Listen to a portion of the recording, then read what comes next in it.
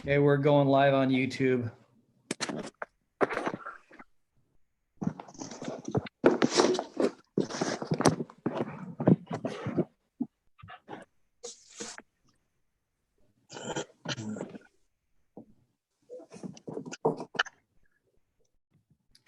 Okay, we're going live on YouTube.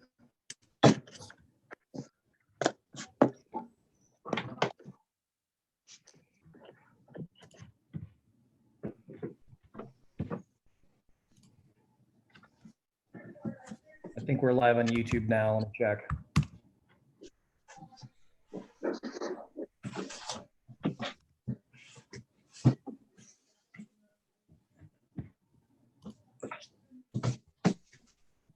Yep.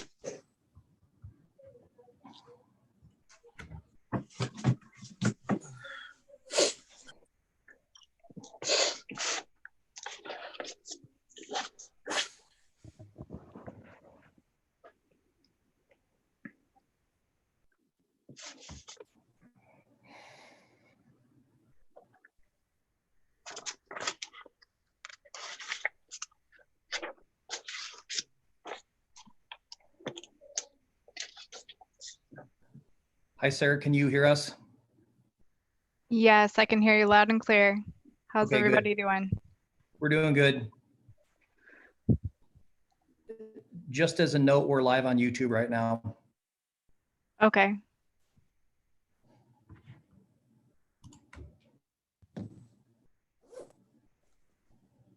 So your meeting starts at 7 and we're just waiting for everyone to hop on? Yeah, I like to start the meetings about a half hour early so everyone can solve all their technical issues if they have them. That's a great idea, yes. We're all gonna get really good at this, right? Yeah. I spend my whole day on these damn things. That's why you're in charge of it.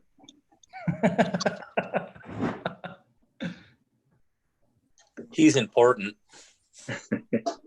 I'm important.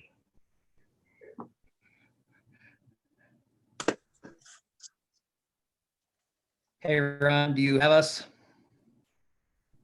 Oh, I know it.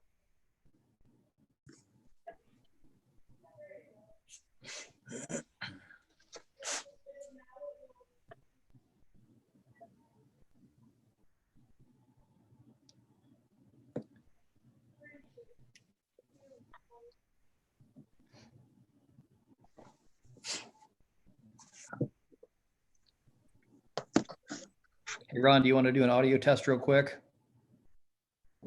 Okay, can you hear me okay? Yep, we can hear you okay. Sounds Yeah, good, man. Yeah, I can hear you. So. Great.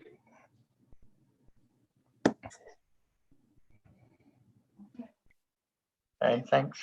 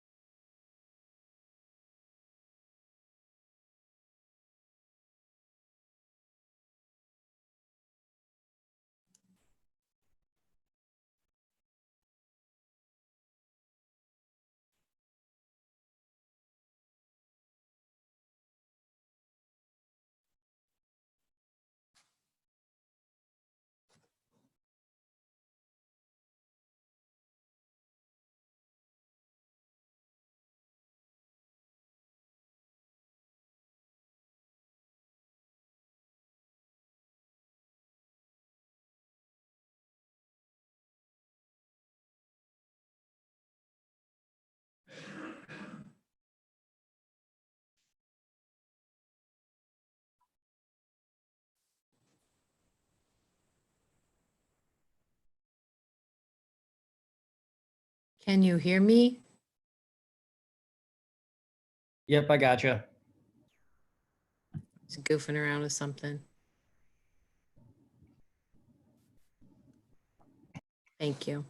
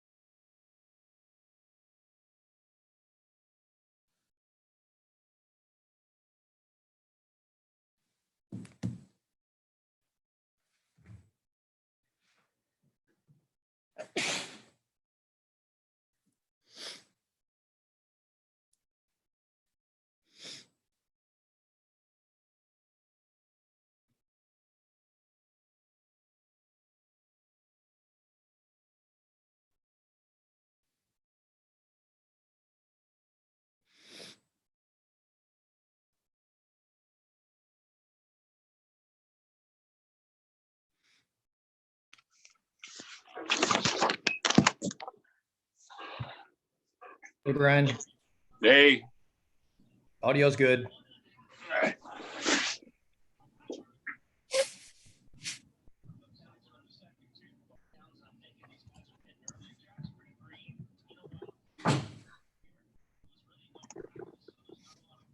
I'm assuming that's you, Kim. Do you? Yep, I can see it. Do you I'm wanna- here. Okay. Yep, I can hear you. Okay.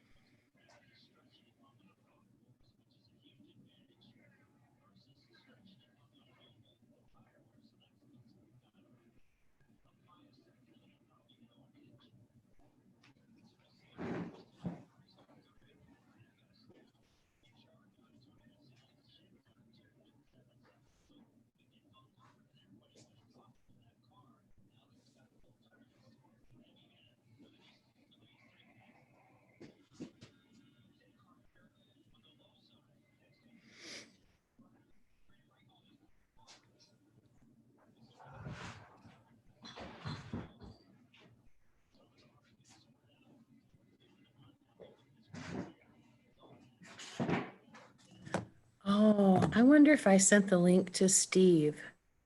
I think maybe I didn't.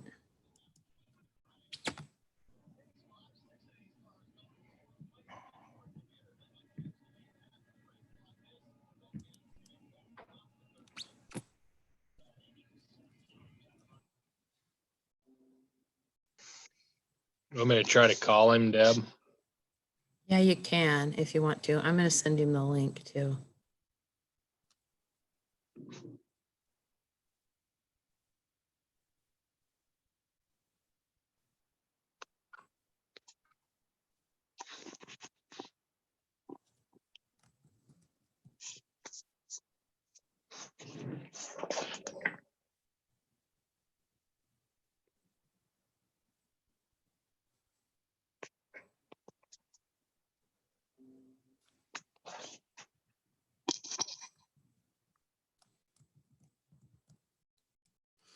I'm going to go in my office and do it.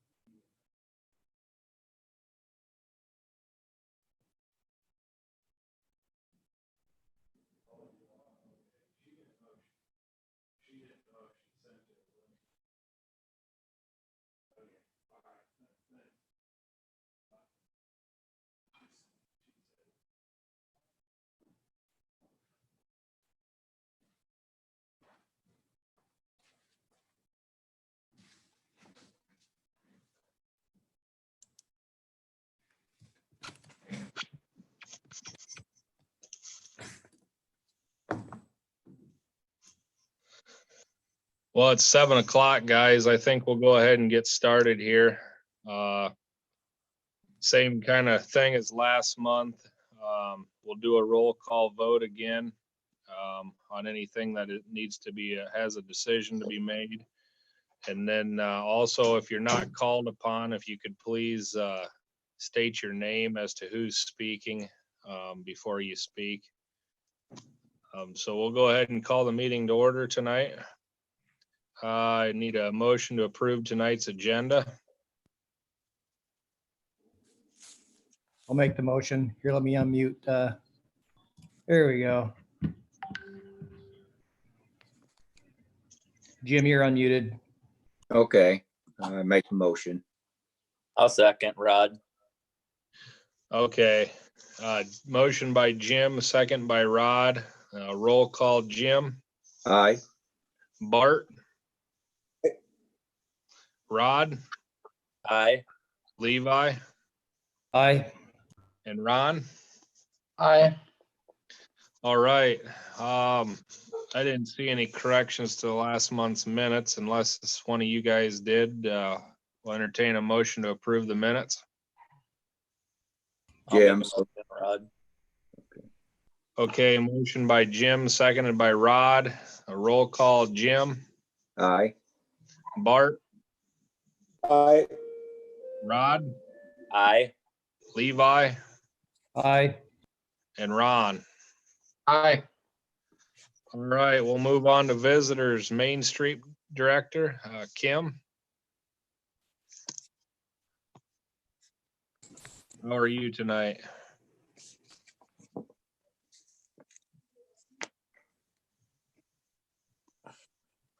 Can you unmute yourself, Kim?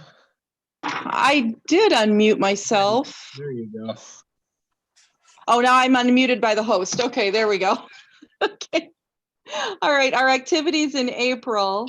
I continue to share information about COVID-related state and federal programs that might be helpful. I shared information on webinars and other learning opportunities with our business owners. I did attend some Zoom meetings with other Main Street Iowa directors. They've got us kind of divided into regions so that we can share information with each other. Shared local business status updates on our Facebook page. I've continued some economic vitality classes with the Main Street America Institute. Chauffeured the Easter Bunny around on April 11th and 12th. I did apply for a $10,000 grant for small business relief, but I don't know. I won't know if we've got the grant until around the third week of May. Lisa Dirks, our design committee chairperson, was recognized with a leadership award by Main Street Iowa for her work on the downtown streetscaping. And then Jen Van Ort and some other volunteers were recognized with the Main Street Iowa Award for the Lincoln Highway Crosswalk Project. And then a project that we're currently working on is we are working on gifting each one of the North Cedar graduating seniors with a t-shirt. It will be printed up by Jerry at Diamond Cutter Graphics. And it was, the graphic design was done by Brian Caspery. And it's really cute. It says North Cedar Seniors Skip Day Champions. And we're doing that just as kind of a recognition of what they've lost out on by school being closed this year. As an FYI, the Clarence Motor Company deadline for completing the first phase of their project did get moved to the end of June, along with everyone else who is receiving that Catalyst grant, to give people extra time to get things done because of projects being slowed down. The mechanicals have been installed in that building. The tuck pointing is completed, and I'm sure everybody's seen that the scaffolding's finally down. And the interior wall construction has been started. They were using the high school, some of the high school students to do those walls, so I'm not sure what's going to happen with that now. That's not a possibility. All of our committee meetings were canceled in April. And I have heard reports from the businesses who did decide to remain open and continue business that they've had really good community support. So that's been really heartening to hear. Looking ahead, our design committee is making plans for their spring streetscaping, getting the flower pots planted. There'll be a downtown cleanup coming up. And then they are making plans to repaint those Lincoln Highway crosswalks that have become faded and worn because of sun and traffic. And then they are looking into doing some repair to those metal benches and maybe adding a few more benches if we can find those. And then also we're hoping to resume third Thursdays on Main Street, hopefully on June 18th, but that's kind of a fingers crossed kind of thing, depends on what's going on. And then our Star Spangled Shop Hop is tentatively scheduled for June 20th. And then we are hopefully going to get the farmers market going again, but we have that tentatively scheduled to resume on July 16th. And that's what I've got for you. All right, thank you, Kim. It sounds like you guys have been really busy. I noticed I've heard a lot of comments about the Ford garage and the new windows in the front of it. It looks really nice up there, so yeah, they're making good progress.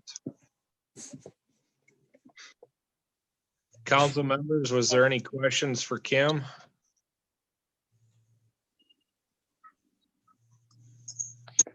All right. right, hearing none. Thank you, Kim.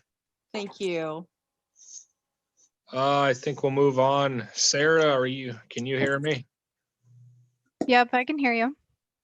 I think you probably don't need to stick around on this meeting too long if you don't want to. I'm sure you've got plenty of other things to do at home tonight. So we'll go ahead and move to you here on the visitors to talk about your updates and the email you sent towards the end of last week as far as our metering at the sewer lagoons. So go ahead and take over. Sure. Thank you, Jarek. I'm Sarah Fossbinder with MSA Professional Services. And I trust that everybody got the update that was sent out in your packets on Friday. I've been working on a flow study, looking at the influent flows that have been recorded at the lagoon. So in my update, I tried to give an overview of the administrative consent order. We've been chipping away gradually at the milestones in this order since 2015, so the last 5 years here. And the city has proceeded with 2 phases of sanitary sewer rehabilitation. And in those projects, we've lined approximately 70% of the sewer mains in the city. A flow analysis was due in the original administrative order in 2018. At that time, we did a flow analysis, but decided that we would ask for an extension on time so that we could continue looking at flows into the lagoon. At that time, phase 2 of the sanitary sewer rehabilitation project wasn't completed yet. And the DNR did grant that extension. So here we are 2 years later, and MSA is taking a look at your flows. So the flow analysis is based on data from 2014 to April 2020. And the data is weird. That's the only way I can put it, is I'm still very skeptical of the influent flow readings. I believe that they are still artificially high. My reasons for thinking that is when you total the volume coming into the lagoon during the retainage period, it's usually about double what's being discharged. So the city did replace the influent flow meter here recently in December. And the flow data since the flow meter was replaced does look a lot better. So I'm hopeful that the new flow meter is going to give us a more accurate representation of what's happening at the lagoon. Okay, so in summary, the flow data is showing that your flows to the lagoon have actually been higher, but your retainage times have actually increased. So there's a graph on page 3 of your update that gives a history of how many days of storage the lagoon has seen since 2014. And the required storage for a controlled discharge lagoon is 180 days. So the lagoon has met that 180-day retention time twice since 2014, but things are trending in the right direction.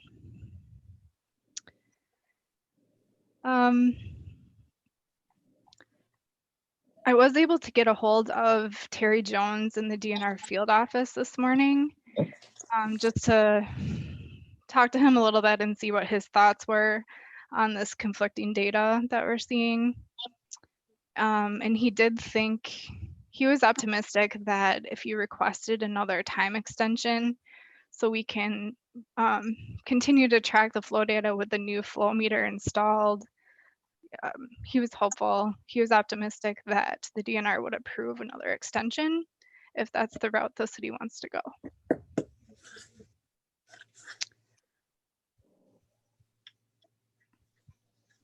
Does anyone have any questions about the update or need any clarification, I guess, on the findings.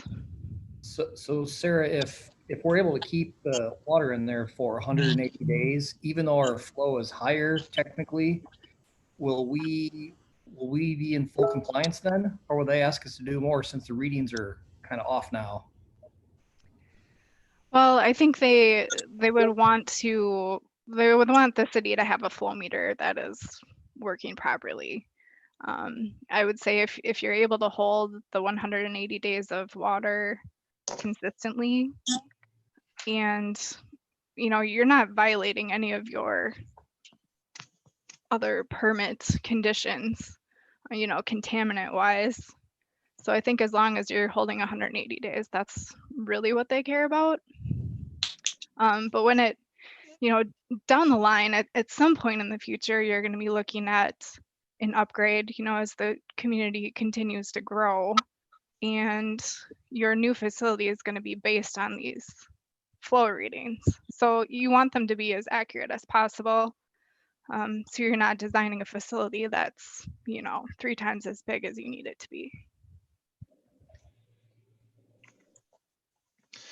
I discussed this on the phone with Sarah briefly this morning, and I must have caught her right after she talked to Terry because I was going to talk to Steve about his thoughts and then also try to get a hold of Terry myself. But it's in my opinion, after going through all this, that we at least need to give our new flow meter some time to maybe give some accurate readings.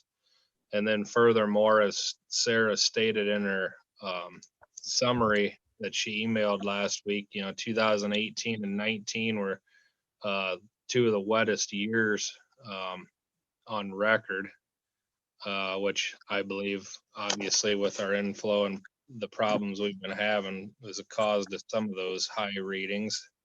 So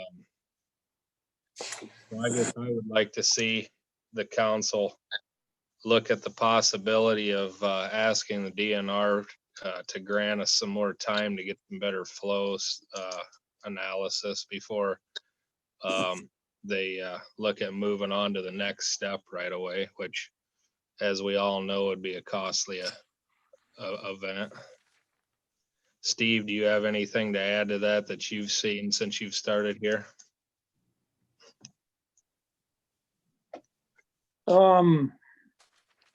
No, I mean, we've looked around for problems in town, and I'm not so sure that there's not still some downspouts from the school going like down Pyatt Street. Where if we could get like the fire department or somebody to help us out, do some dye testing. There's some downspouts on the east side of the school that go into drains or into tiles, and nobody seems to know where they go. So other than that, I mean, I don't know. The bad thing about it is the 180 days. So we discharge from April 15th. I think we can start till like June 15th or 20th. So the time in between the discharges isn't 180 days. I don't get where the DNR comes up with 180 days, but I guess I'm kind of new at the seasonal discharge lagoons, and I called and talked to Cherry Jones about it, and he's like, as long as you're within your discharge times, you're fine. So, and we actually didn't start discharge until the 20th because we had to have our 2-week pre-discharge samples in, and we didn't get that in soon enough for the 15th, so we started discharging the 20th. So, and we're drawing down now, and I don't know, it's not sure about the flow meter. I mean, they had it recalibrated and seems to be working fine. I guess I haven't looked back from the past discharges to see if it's lower. But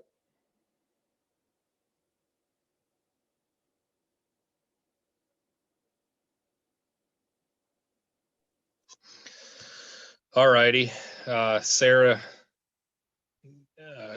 or the council, what's the council, I guess, consensus on it after reading Sarah's report? I guess anybody can chime in, but it's my belief that I think we should give that flow meter a little more time, and then maybe a little more.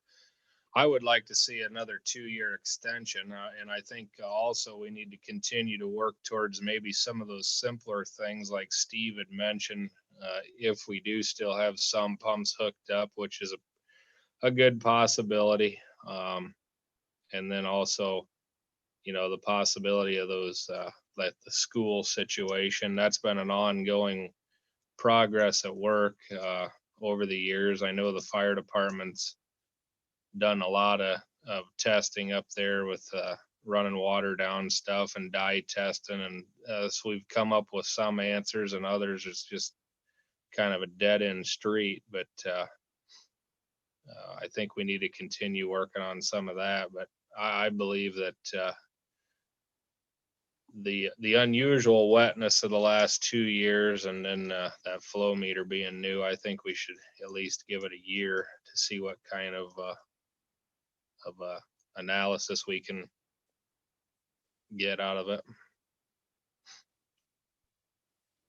Yeah, I agree, Jarek. I agree.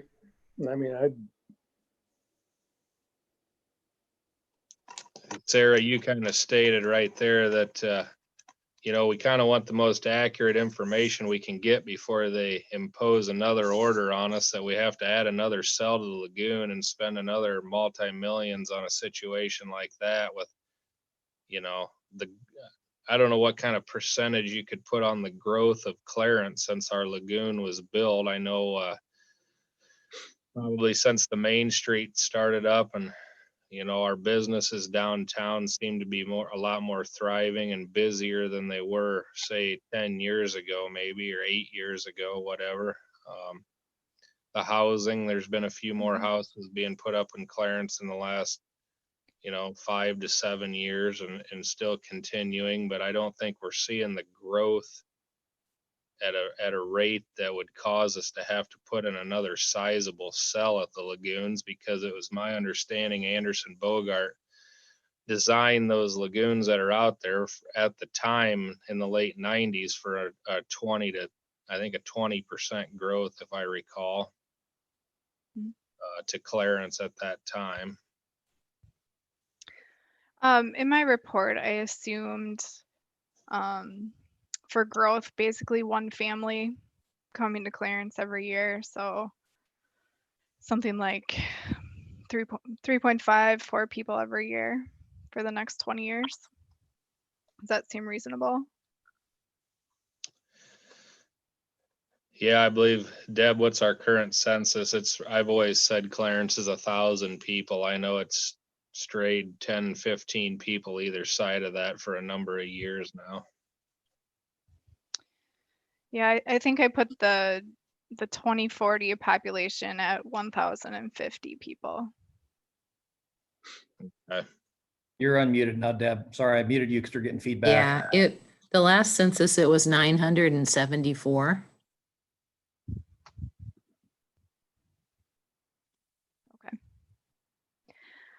So I have a draft of my report all written, so I'll get it updated with the recommendations moving forward that we discussed here tonight, and I will get that to the DNR by the 31st when it's due.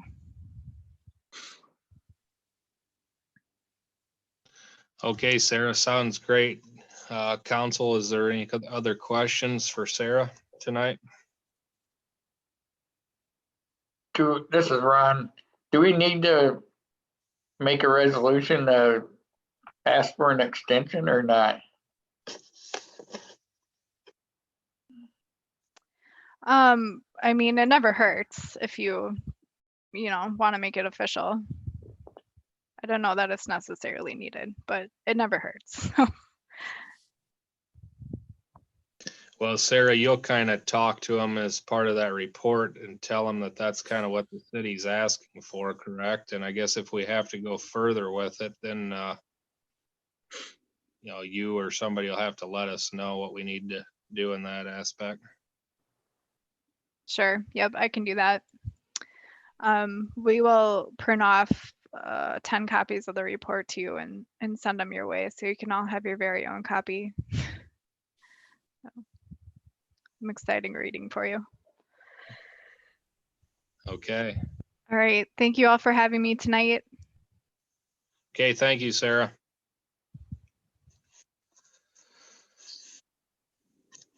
Okay, we'll move on. Utility billing hearings, if any requested. There were none. Nuisance abatement hearings, I don't believe there was any. Moving on to old business, nuisance abatement follow-up, if any. Brian, there was nothing that you knew of, was there? Nope. All right. Discussion with the ambulance coordinator, Kelly or Tara. I think Tara is on. Oh, I'm here. Basically nothing new this month really, other than just our continued struggle of coverage.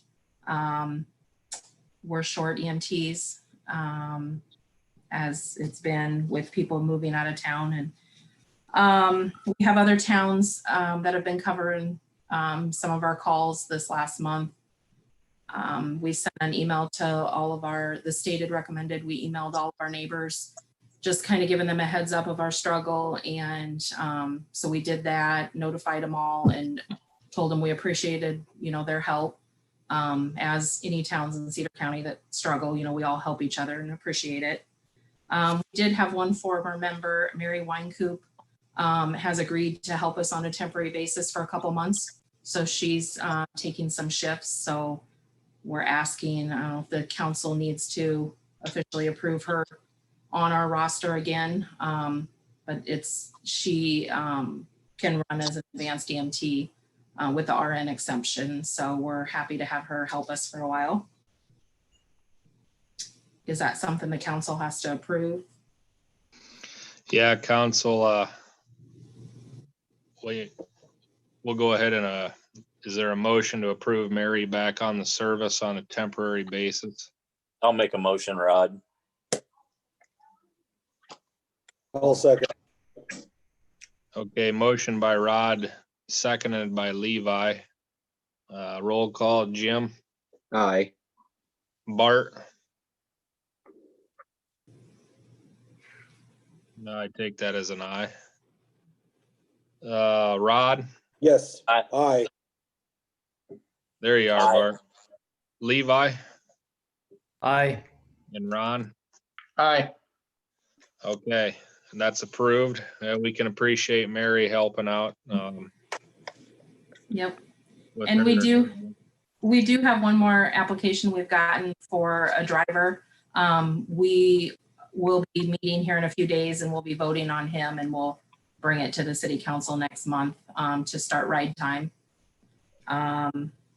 Otherwise, if anybody knows anybody who'd like to join, send them our way. And we're continuing to meet to try to figure out what to do short-term and long-term to help our situation. We're discussing putting an ad in the newspaper, asking for help, trying to get the community aware of the need and involved. So that's about it.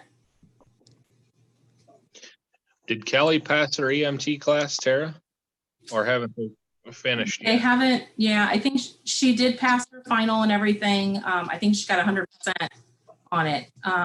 So their book work part of it is done, but they can't do any other hands-on learning in the class because of the virus. So it's kind of, the way I understand it, it's on hold at the moment until they can figure out when they can do the hands-on learning.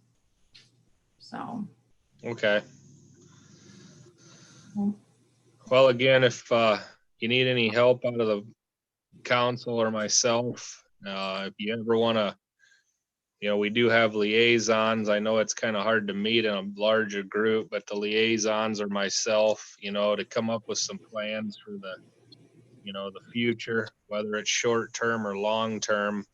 I think we're going down the road now that we're really going to have to put our minds to this and come up with a solution, because while we know you guys are working hard at and trying to keep the service afloat, we want Clarence to have an ambulance, and we want it to strive. So Definitely. all right, any questions from the council for Tara? Okay, thank you. Thank you. Discussion with librarian Ashley. I'll try to be fast because my computer does not like Zoom. Best news is finally, after so many months, we have another person to join the board, if you guys are all right with it. That's good news. Yeah, it's Krista Rogan, ROGAAGAHN. Sorry. And the library will be reopening at a lower capacity this Friday. I'll be asking people to call ahead so that then we don't reach over half capacity.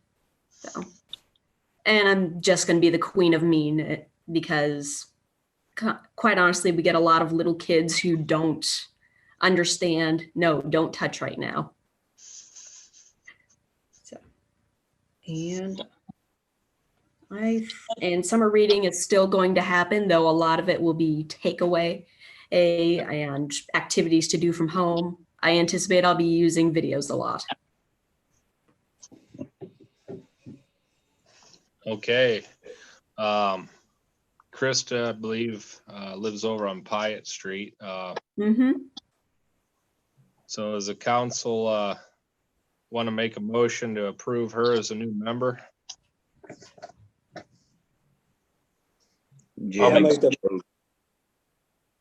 I'll make a motion, Rod. Okay, I heard Jim motion, Rod seconded for Krista Rogan as a new library board member. So we'll do a roll call. Jim? Aye.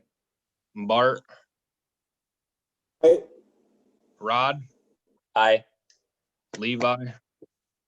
Aye. And Ron? Aye. Okay, she's been approved. Derek, who seconded that motion? Rod and Jim. Okay. All right, any questions for Ashley from the council? All right, Ashley, thank you. Thank you. You guys have a good one. You too. Discussion with the fire chief. I believe Randy did he talk to you today? I think everything's Yes. pretty He quiet. said that it's been a nice, quiet month. Okay. Ask him for a quote. Are there any questions from the council that I could pass on to Randy? All right, hearing none, we'll go to discussion with the police chief. Brian? Brian, has it been a nice, quiet month? No, I emailed everybody the calls here just a bit ago, and had a lot of domestics, welfare checks on possibly suicidal people and mental subject calls, and had an incident where a guy reportedly rammed his domestic partner's vehicle twice with her in it, totaling out the car, took him to the county jail for domestic and criminal mischief felony, and had a lot of calls in the middle of the night, calls out. So your answer a no is pretty to the point. I think it was busy month. I didn't miss any calls, but so you guys should all have them on email. If you have any questions, just get a hold of me. All righty, any questions here quick for Brian, or Otherwise, you could email or call him too. Brian, did you have anything else? No. Okay. All right, thank you. Yep. See you guys later. Okay, discussion with P and Z. Steve? Getting unmuted here. We had, 3 fences, 1 driveway and 1 house. Everything was approved. Everything should be good, so. Okay. Any questions from the council on anything that you guys know of for P and Z related?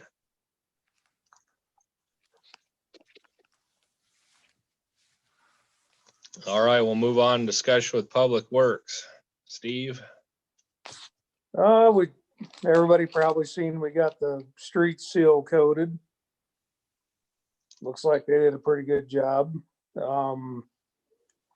We chose not to do Ball Street between 2nd and 3rd Avenue. Pelling didn't think it was settled in enough to do it, so we're just gonna leave it another year. They did do the intersections, which made it a lot nicer, but the street we're gonna do next year. The streets that we didn't do, we've been patching and doing the alleys. Couple alleys are getting in pretty bad shape, but I guess the way I see it, I'd rather do the streets instead of the alleys. I don't know what you guys' thoughts are. I mean, Yeah, I think you're on the right track there, Steve. I think one of the things we did to try to help the alleys as much as possible is take the garbage truck out of them, on the weekly basis. But there is a couple of them there was a couple winters in the last 3 to 5 years that were pretty hard on them, frost boils and stuff. But the one you guys have fixed a couple of them up with gravel, and maybe in the future, if we end up getting caught up on streets here a little more, that some of those could be patched again. But the job I've seen you do patching them with gravel and seal coats or with cold patches looking better than they were. So. Right. Yeah, there's some of them that are pretty far gone. It's going to be pretty hard to patch them, but we got the arborvist or the tree. What do I want to say? I don't know if Deb put it on here or not, but they had somebody come in and do the inventory on the trees. So, his suggestion was do 2 trees this year. He said there's 6 trees that are critical in the city. His suggestion was to do 2 this year, 2 next year, and 2 the year after to get rid of the 6 critical trees. I guess my question is, do you guys go out for bids for that, or do you have somebody that you have do it, or?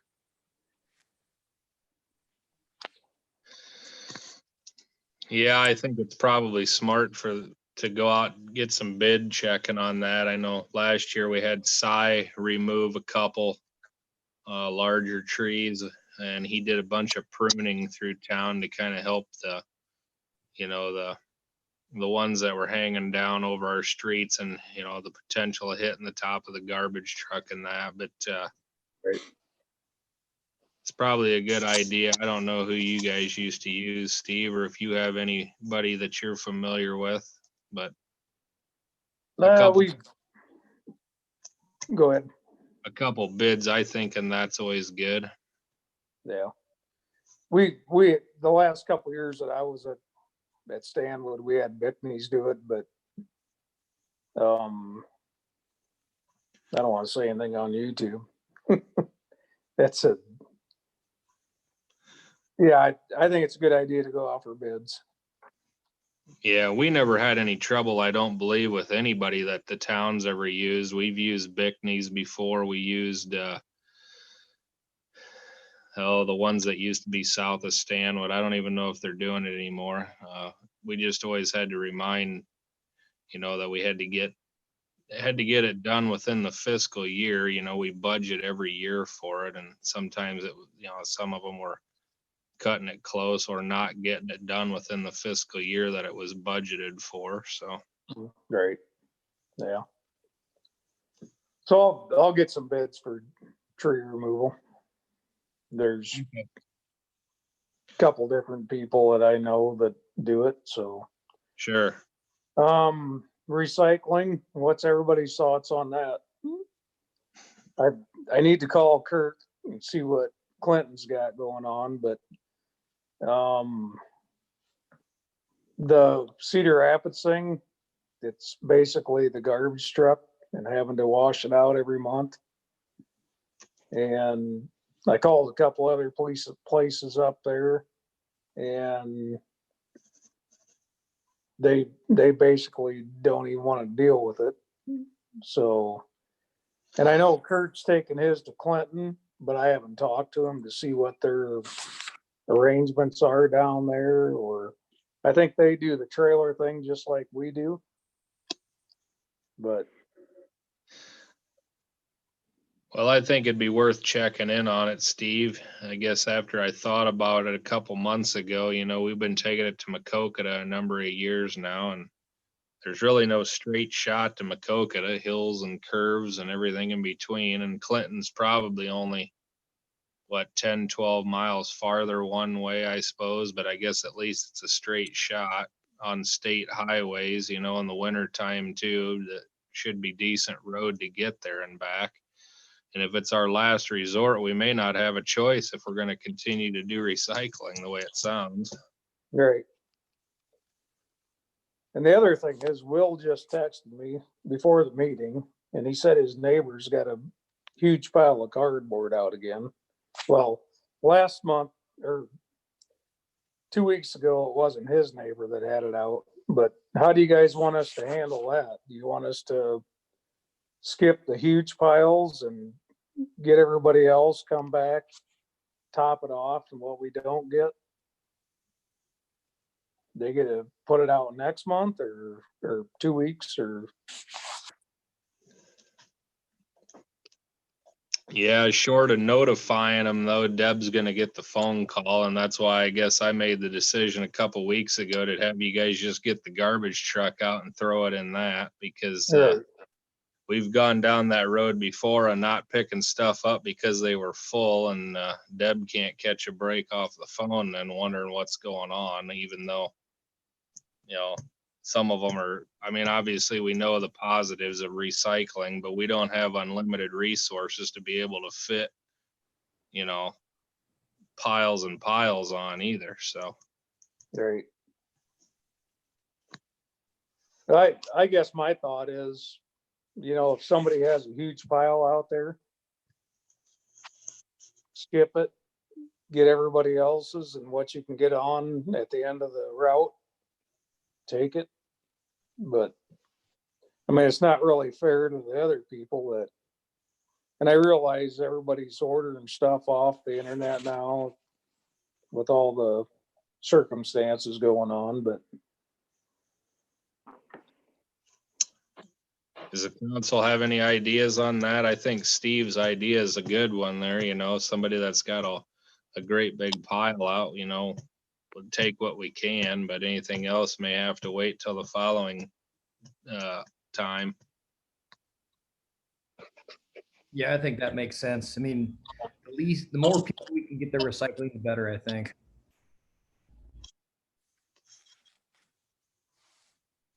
I guess my only concern is if, are they gonna take what we don't take back in, or are they gonna let it sit out in the elements? Yeah, and that's a valid concern too, Bart, because there's still the problem with some people leaving their garbage out all week long that I've noticed, for quite some time. the right thing to do is set it out the morning of, or no more than maybe the night before, but weather kind of plays a role in that too, as to the common sense approach of when you should set your garbage out. I guess all we can do, Bart, on that question is try it, and Steve and Will have to use their best judgment as to, what's happening, or, the potential of if they see them around, or Deb can try to make a phone call to that person and just say, hey, this is how we're going to do it. We can't fit it all on this week. If you want to recycle it, you need to, set it out in moderation. Right. Maybe we, right. Maybe we send sounds like end of town, send them some kind of a note or put it on the TV or something that we're only taking with everybody ordering stuff online, we're only going to take a set amount, per customer. We don't have the room or the means to take it all. They're just going to have to put so much out 1 week, and 2 weeks later put more out, whatever.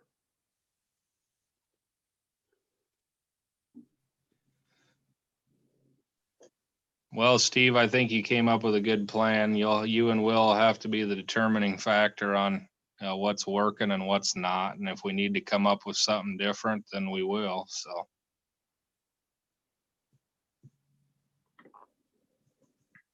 About the garbage not all being bagged in town. I think Steve said something to you, and we've been talking about it for a couple of weeks. I mean, most people are bagging everything, but there's maybe 15% that aren't putting their garbage in bags, and when it's windy, you dump it out, and there's stuff blowing down the street. And I think, is there an ordinance on that?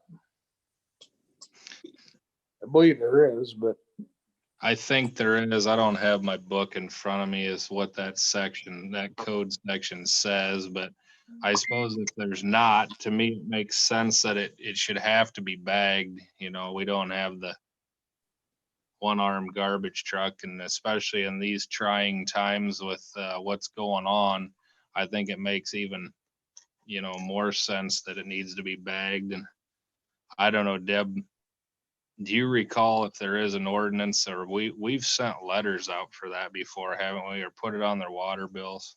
I'm not sure about an ordinance that you have to have everything bagged. Not sure about that. I'd have to look that up.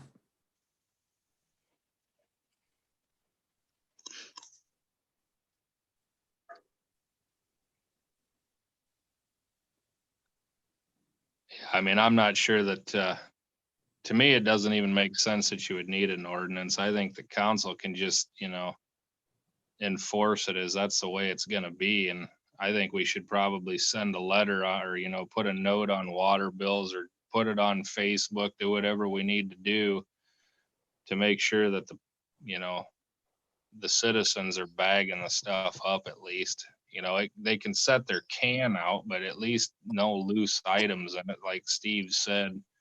I know Steve Bixler helped Steve Enns a couple weeks ago, and he said, I think it was an awful windy day, and he said there was some stuff, you popped the lid and it was immediately blowing out of the can. And, with what's going on with this virus and that's, just leads to more of an unsafe circumstance that I don't think we need to be putting our employees through. So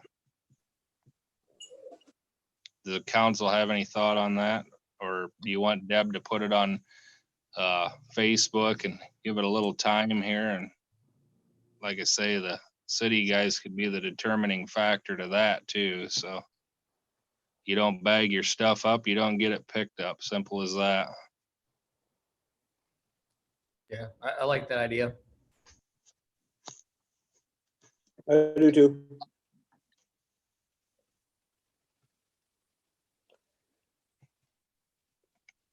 Okay. all right. The last thing I have is we were talking about getting that skid loader bucket for doing that alley, actually, we were talking about an attachment to go on the loader that we had. And I contacted Jim Droll, and for just the bolt-on tooth attachment for the bucket, it's $850. And he said you can get a whole bucket for $1,200 with the teeth on it, which I've had dealings with the attachment, and it's no fun if it gets sprung or anything. I mean, maybe we don't want to even bother with it, but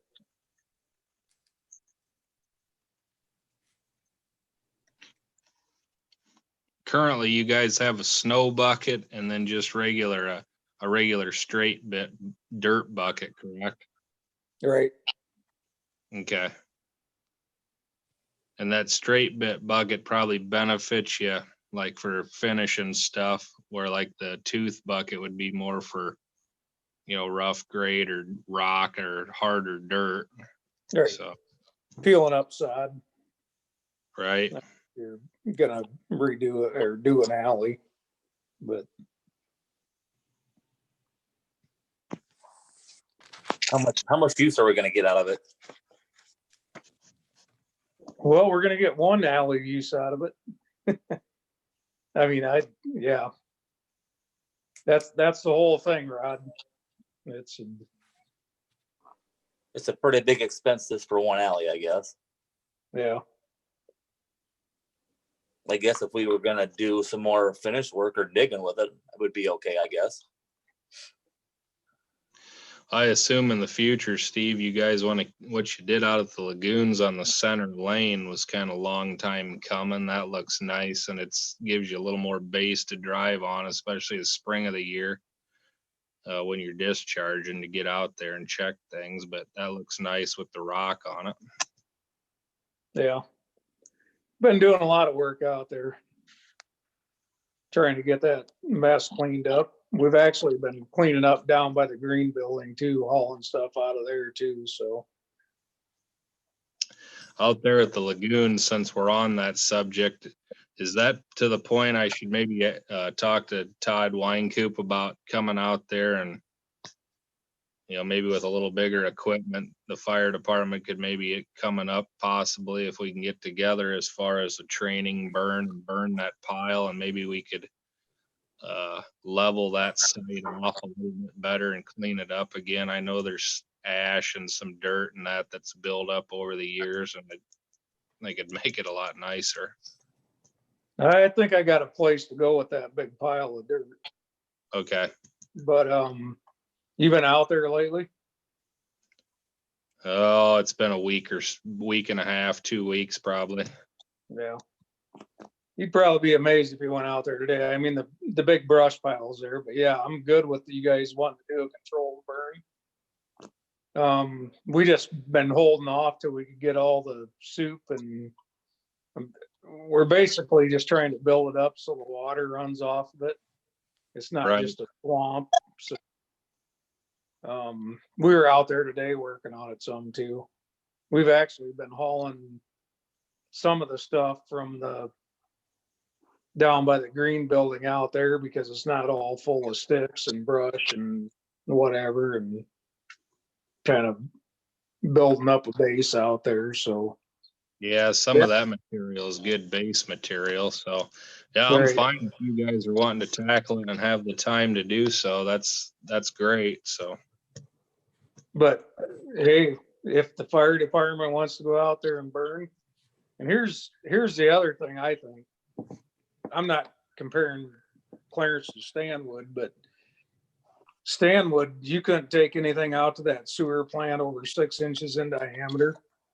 I mean, there's a whole pile of trees out there that are never gonna burn ever. And I have no idea what to do with them. So I'm not so sure we shouldn't implement something like you can't take anything over 6 inches that will actually burn. I mean, there's some logs out there that are 36 inches around. Yeah, I think after one of our windstorms a year or two ago, there was some awful big stuff that got taken out there that was actually still pretty green at the time too. So Yeah. Well, That's a- Steve, go ahead, Rod. what do you think about everybody dumping their leaves and stuff out there too, Steve, that they shouldn't be doing? DNR would have a fit over it.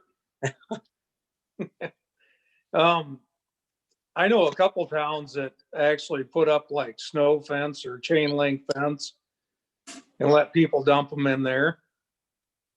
I mean, you still have to get rid of them, but feed the fire.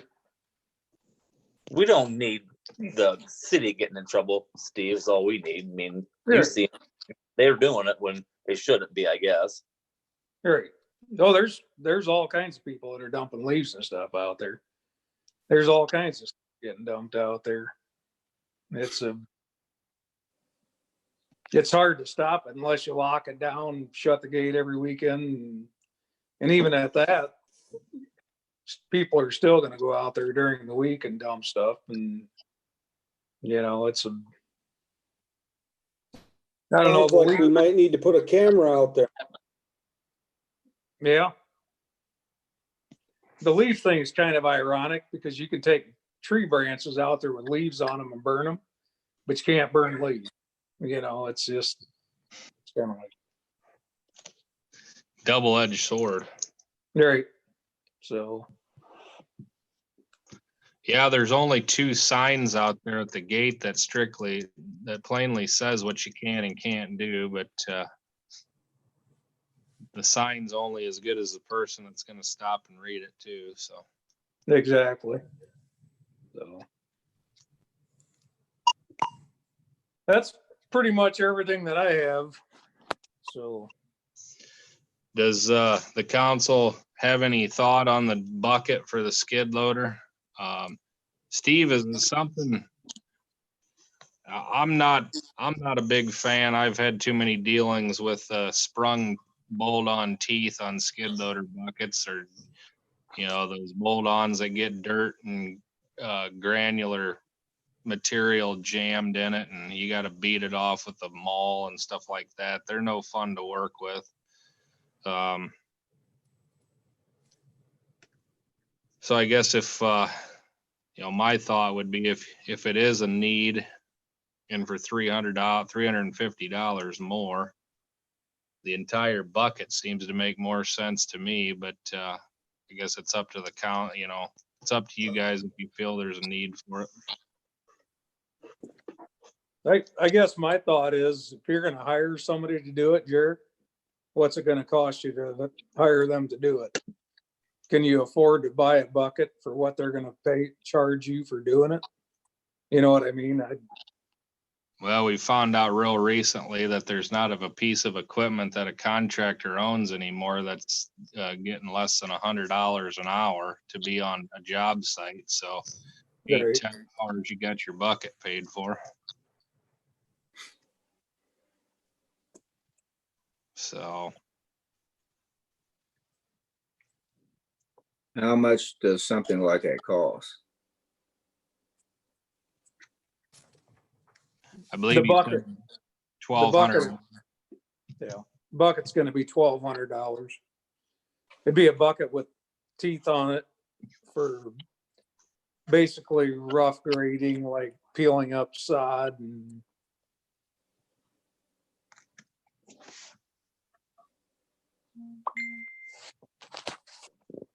So how often would you use it? well, that's the whole thing, Jim. It's we got an alley that people want rocked right now, but I guess I can't answer that. I have no idea. I mean, you might use it a lot or you might not use it at all. I don't know. And there's probably other places that I could check to get different prices, but and this is just coming from Kunow. And Where the that's skid loader came from. Yeah, that's where the machine came from, so. Right. Hmm.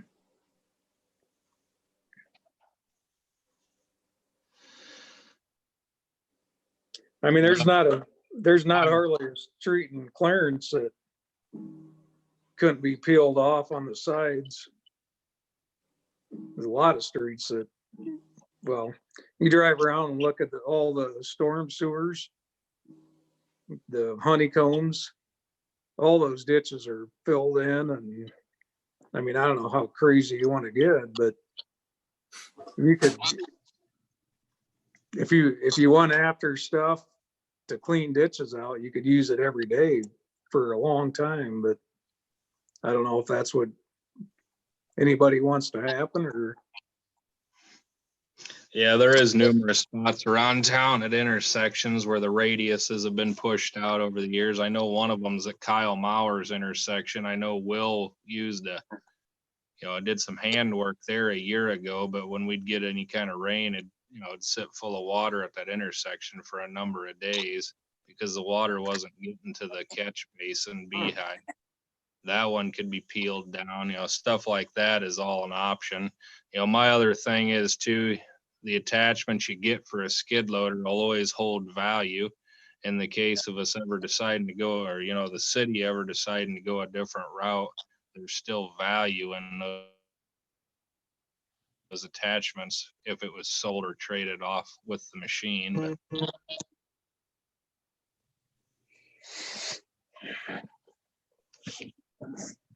Well, my thoughts is if we get use of it, I'd say we get it.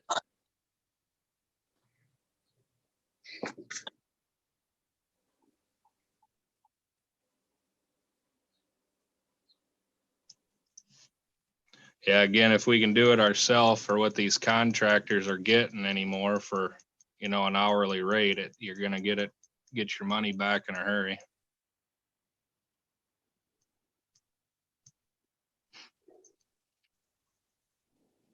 Do we need a motion on that?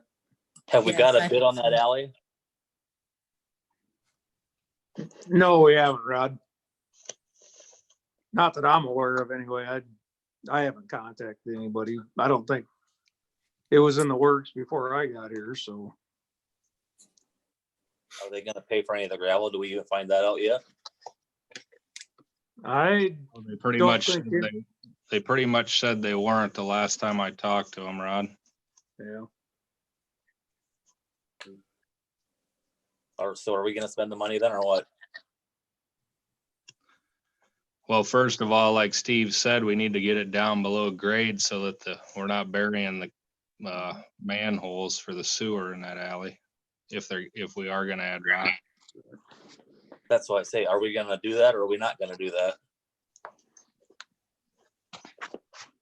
Yeah, that's the council's decision.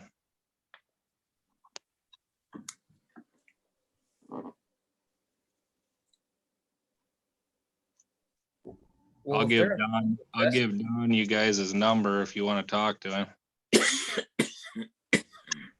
I don't know if they're unwilling to invest any money into this. I don't understand why we would spend all of our city money on it. I mean, if they're willing to go part, fine, but no investment at all on something they're all wanting.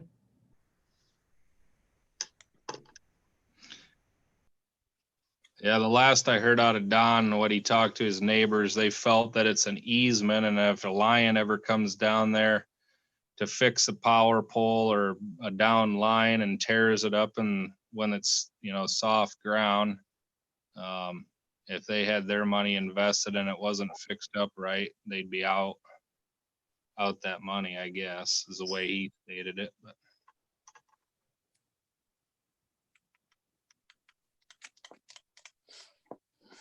I don't know. It seems then should we invest the whole city's money, everyone's tax dollars in this then? If they're unwilling to invest in it? yeah, that's the question that's up in the air. I guess there is numerous alleys in town that were never finished, or easements. They're just grass easements. Easements, alleys, whatever, they're still accessible to the utility companies and or the city in the case of a problem. Most of them are maintained by the property owners in the form of mowing them and whatnot, but could come down the line that if we do one, the council may have other neighborhoods in here asking for the same thing. Well, if we're not gonna use it, I don't see any sense in buying it. There's always a use for it sometime or another, though, I guess.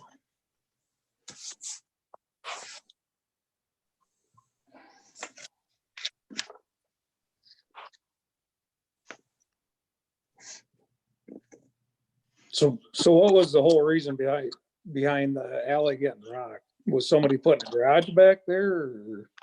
I guess I'm not.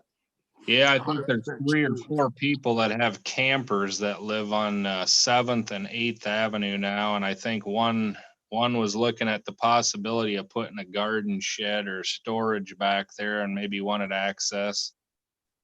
And then the individual on 8th Avenue, way to the south end, was looking at the potential of building a garage back there in the future, but yeah, he said the only way he'd do that is if he had access to get back there. Yeah. So I think that's when they came to the council originally, that's what I remember them all stating. Most of it was campers. They wanted to store campers in their backyards. Currently, that alley is rocked down to behind Joel and Annette's place. And that was done when they did the rehab project. Instead of putting dirt back in there and seeding it down, they hauled rock in there, and the grass is now growing up through the rock, but at least there's a base there to drive to that point, and then on farther south than that, it's just grass.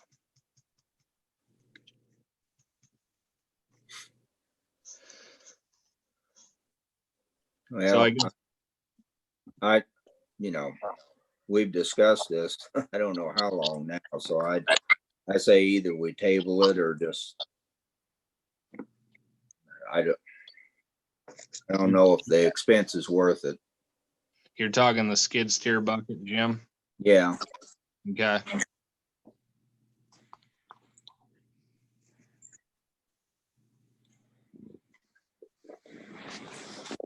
Well, I don't hear any other discussion, so I guess it can be tabled if that's what the council wants.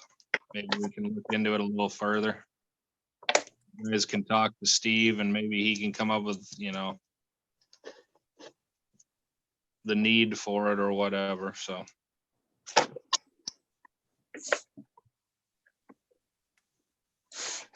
Any other questions? Or Steve, did you have anything else? I guess the unknown on that alley, you probably want to know about that. It's not exactly on the agenda, but. All right.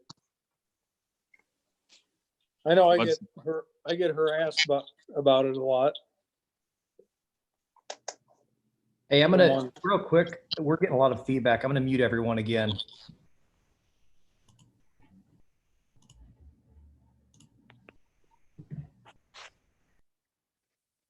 You're back up, Steve. Sorry, just had tons of feedback. No, yeah, I get confronted about that alley frequently. One person, but I mean that's up to you guys if you want to rock it or not rock it. I shouldn't say harassed. I should say that I get asked about it a lot.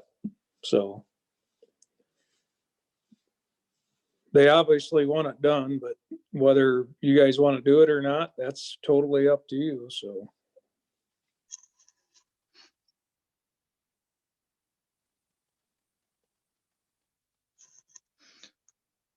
Council have any say on it? Obviously, they do have the spokesman for them. Don is the one. He's contacted me a couple times, and I've talked to him was seeing him on the street a couple times. But again, the last I'd talked to him on the phone it was actually before last month's meeting, I believe. He said they weren't willing to put any of their own money into cost sharing it. So that's where they were at. I guess if any of the council wants to contact him and talk to him about it, we can wait for another month until you guys do so and go from there.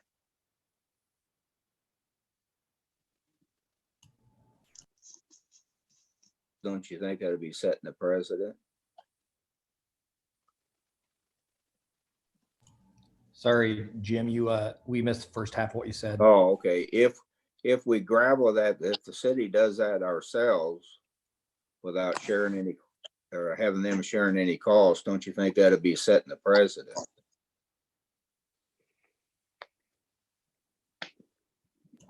Yeah, I think so. I'm not for rocking it at all if they're unwilling to make any investment on their own. That's my feelings as well.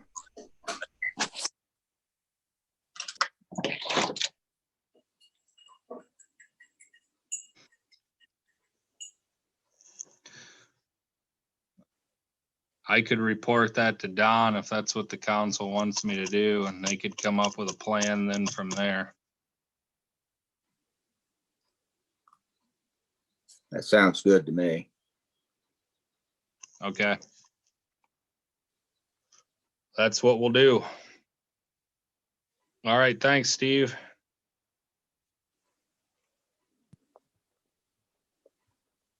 Discussion with city clerk. I still muted? I am muted, yeah. Thanks, Levi. So the financial reports are here. I'm going to put them with the bills so that you can look them over when you sign the checks, Jarek.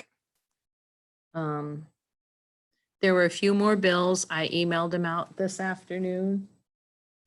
I don't know if you guys all got those.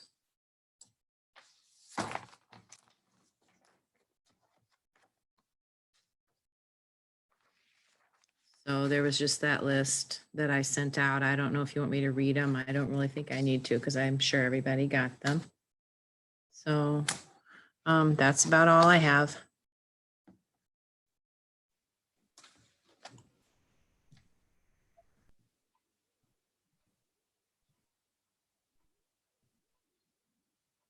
Sorry about that. Any questions for Deb from the council?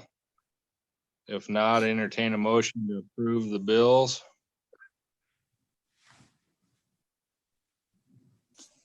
Rod, I'll make a motion. Jim, second. Okay, motion by Rod, seconded by Jim. Roll call vote. Jim, Aye. Bart, Aye. Rod, Aye. Levi, Aye. Ron. Aye.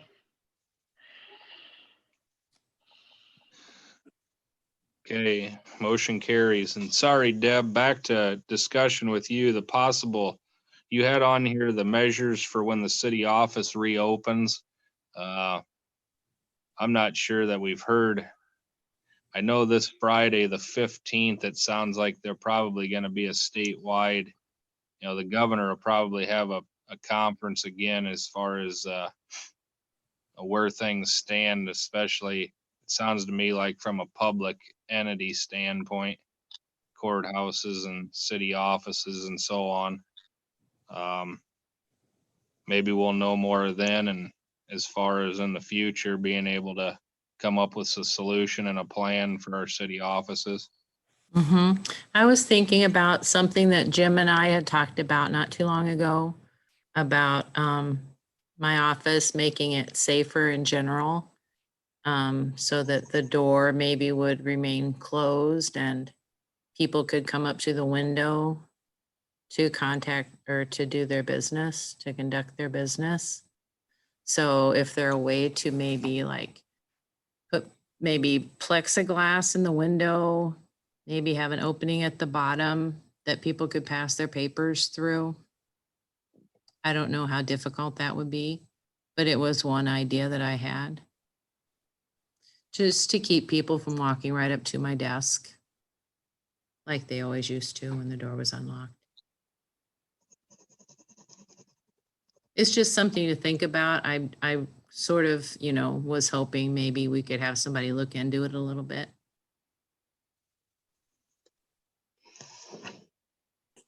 Yeah, you do have a wide enough window there on the right side of your door that would probably work to, take out and put like one of those.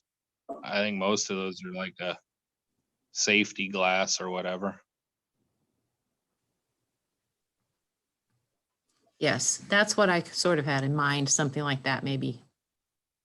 Okay. Maybe you could check with some other cities, Deb, as to how they have their city office set up, and we could contact a contractor on looking into that. Sounds good.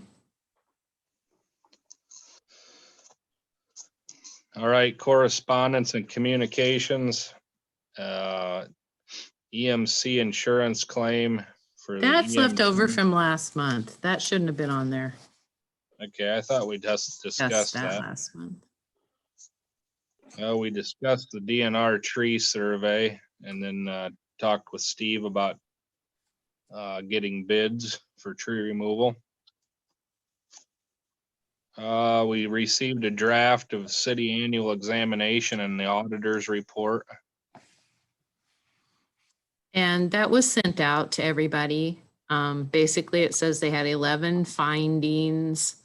9 of those were repeated from the prior year report.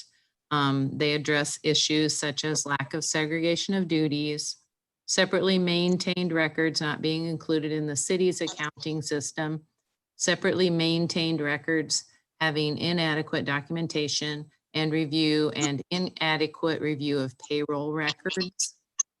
So that's basically in a nutshell what the findings were this year.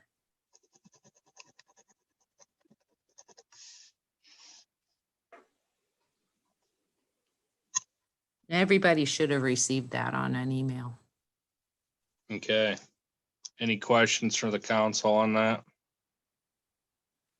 This is Ron. Is there anything we have to do to correct those situations that they mentioned, or Deb Yes, corrected they them? offer, yes, they do offer recommendations in the report.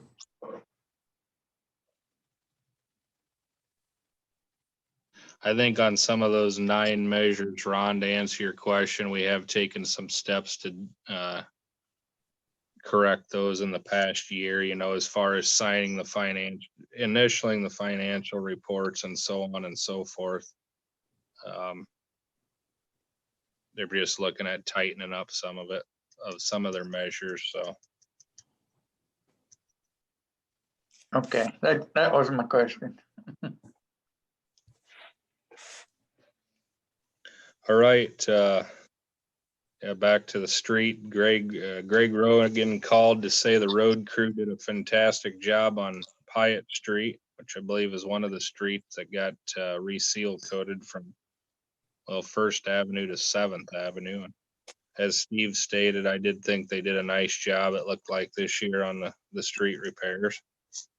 Hopefully we'll get some warm weather and some of that'll get tied down before next winter, because every year we go through the process of having to move snow on a freshly seal coated street, and you always have some rock loss in curb and gutter and in people's front yards. It's kind of inevitable.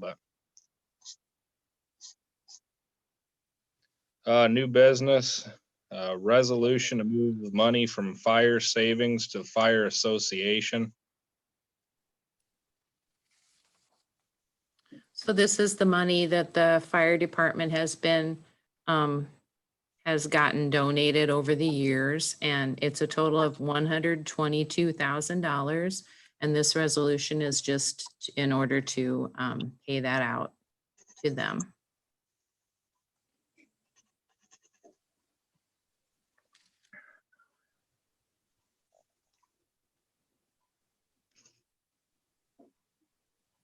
Do you want me Is there to? any question?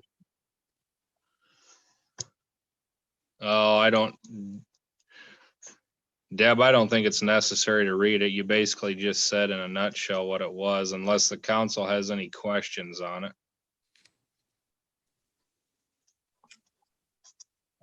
I guess hearing, oh, sorry. Are they moving, oh, that's Rod. Are they moving forward on that building? Is that the plan, while they're doing that? Yes.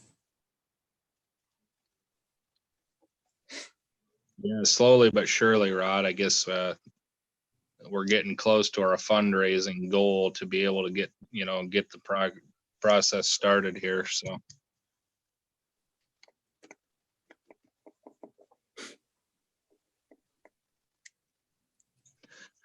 any other questions? Otherwise, I'd entertain a motion to approve that resolution. It's Rod. I'll make a motion. Levi, I'll second. Motion by Rod, seconded by Levi. Roll call, Jim, Aye. Bart, Aye.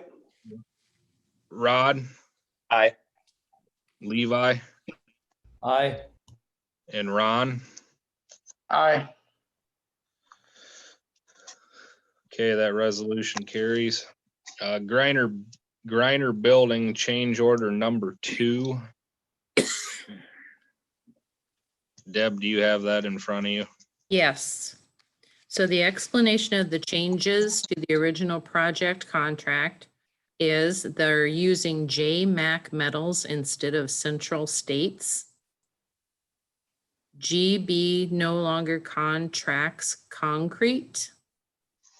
And so it's actually subtracting from the amount $12,199.68. So it's lessening the contract price from $85,600 to $73,400.32.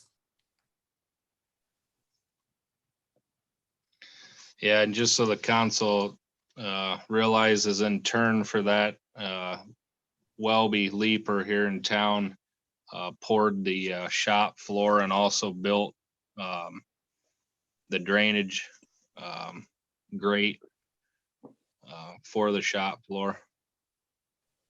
And he agreed to do it for the price that Griner had in our contract originally. So we'll just need a motion to accept change order number 2 as Deb read. Jim, so moved. Rod. Motion by Jim, seconded by Rod. Roll call, Jim, Aye. Bart, Rod, Aye. and Levi, Aye. and Ron. Aye. All right, moving on. Casey's General Store cigarette permit renewal completed. It's all complete and paid for. There a motion to approve the cigarette permit renewal? Rod. Ron, second it. Okay, motion by Rod, second by Ronnie. Roll call, Jim, Aye. Bart, Rod, Aye. Levi, Aye. and Ron. Aye. Next, Casey's General Store liquor licenses renewal completed. It is also all completed. I will Motion. make a motion. Rod.